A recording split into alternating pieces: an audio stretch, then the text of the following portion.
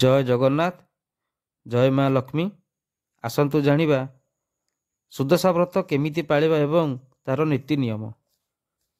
ओडिया घरे सुदशा व्रत समस्ते पालन करिथांती। एही व्रत प्रत्येक विवाहिता नारी माने करिपारिबे। माणबसा लक्ष्मी पूजा परी सुदशा व्रत मध्य माँकर लक्ष्मी पूजा होइथाय। 2025 मसीहा जानुआरी 9 तारिख में सुदशा व्रत पालन हेब। 2025 मसीहार नुआ वर्षर प्रथम सुदशा व्रत पौष मास शुक्लपक्ष दशमी तिथि में सुदशा व्रत पालन करा जिवो। तेबे असली खड़ीरत्निका पंजिकार अनुसार सुदशा व्रत अर्थात दशमी तिथि 2 प्रहर 12:23 पर्यंत रहुछि। पूर्वर जो मैंने सुदशा व्रत करुछंती सेमाने निश्चय जानुआरी 9 तारिख में सुदशा व्रत पालन करिवे, किंतु पांजिकारे प्रथम थर नुआ व्रत करने को उल्लेख नाही। अर्थात एही पौष मास दशमी तिथि जेहेतु भलरे पड़ुना से नुआ व्रती माने व्रत आरंभ करें नहीं। किंतु घरे सासू जा माने जदि व्रत करुछंती ताहाले आपण नुआ व्रत आरंभ न करि पारिले मध्य पूजारे साहाय्य करि परिबे। घरे जहाँ प्रसाद प्रस्तुत हेबा ताको खाई परिबे।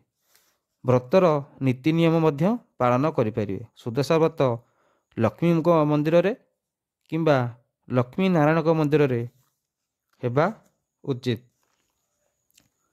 केवल गुआरे किंबा माँकर प्रतिमा किंबा लक्ष्मी नारायणकर मूर्ति किंबा प्रतिमा सहित गुआ को मध्य पूजा करिपारिबे। लक्ष्मी नारायण को सुदशा व्रतर मध्य पूजा करिबा उचित। नहले केवल लक्ष्मी माँकर प्रतिमा जदि अछि ताहाले मध्य आपण पूजा करिपारिबे। सुदशा व्रतरे 10 गोटी गुआ पूजा होइथांती। जहाँक घरे 10 गोटी गुआरे पूजार नियम नाही सेमाने 2टी गुआर निश्चय सुदशा व्रत करिवे। 2टी गुआ लक्ष्मी नारायण नाम रे पूजा होइथांती। सुदशा व्रत पई 10 प्रकार फूल किंबा 10टी फूल रे पूजा होइथांती। माँ को धला हलदिया नाली रंगर फूल अधिक पसंद होइथाय। जदि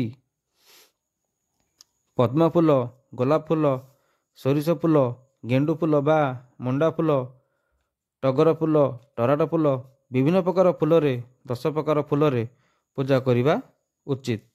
10टी दुब, 10टी बरकोली पत्र, 10टी बेलपत्र रे सुदशा व्रत पूजा होइथाय।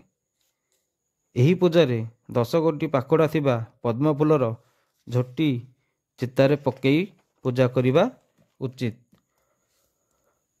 10 मुख थिबा दीप जालिबा उचित। जदि नाही तेबे 1 मुखा दीपरे पूजा करिबा उचित। व्रतरे 10 गोटी गंठी पड़ी पूजा हेबा उचित। नारी और पुरुष उभय मध्य व्रत को हाथ धारण करि पारिबे। पूजारे पूर्वरु पिंधिथिबा व्रत मध्य माँ को पाखरे पूजा हेबो एवं व्रत को हलदी पानी रे बुड़ई पूजा करिबा उचित। प्रत्येक नारी को सुदशा व्रत बही पढ़िबा उचित। मासिक धर्म समय निजे पूजा करि परिबे नाही कि व्रत को पिंधि परिबे नाही।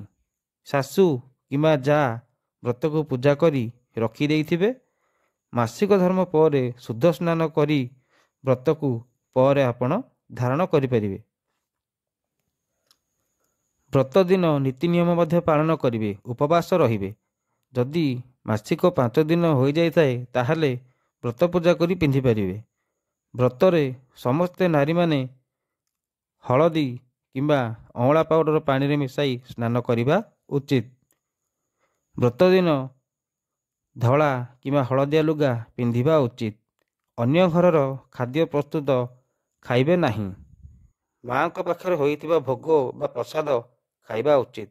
आमिष, पिता, पियाज, रसुण, निशा सेवन इत्यादि घरे न हेबा उचित। व्रत न रखिले मध्य घरे जेहेतु माँ बसी थांती ए सबु मानिबा उचित। एसबु जिनिस न मानिले घरे कुदशा पड़ी थाए। जय माँ लक्ष्मी।